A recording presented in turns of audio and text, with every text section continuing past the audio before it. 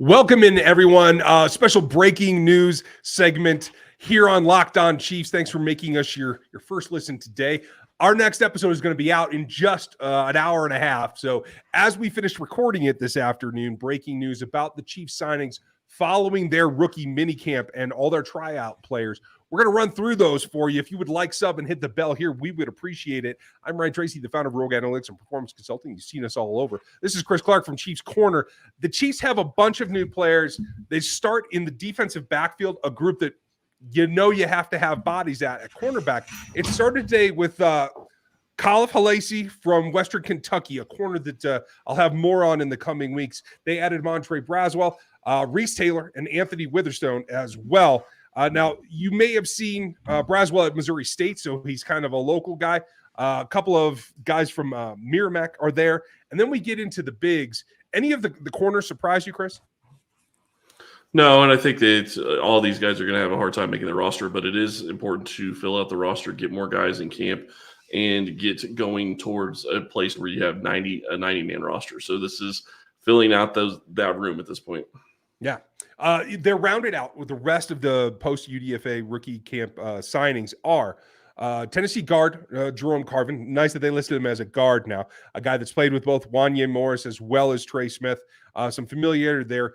The App State tackle Anderson Hardy, a guy that I've kind of been pulling for, makes it and get a chance at OTAs. Tarleton State tackle Blake Haynes is in. Then you get into Texas safety Anthony Cook, who made some splash plays last season. I think you might see some upside from him. Tarleton State tackle Blake Haynes, I mentioned him. Indiana linebacker Cam Jones, they gave him a huge bonus. We knew he was going to get to this point, but now it's confirmed.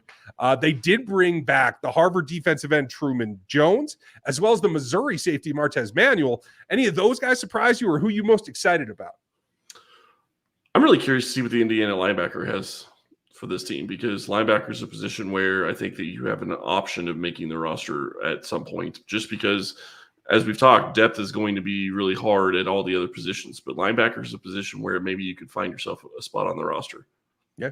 I'll tell you, he'll bring some thump. That's for sure. I'm excited for Harvard defensive end Truman Jones, a guy that I find very, very intriguing and is much like BJ Thompson, a work in progress, but has some juice to him. I'm looking forward to that. NC State linebacker Isaiah Moore made it as well. We heard some scuttlebutt about him in terms on special teams, could make there.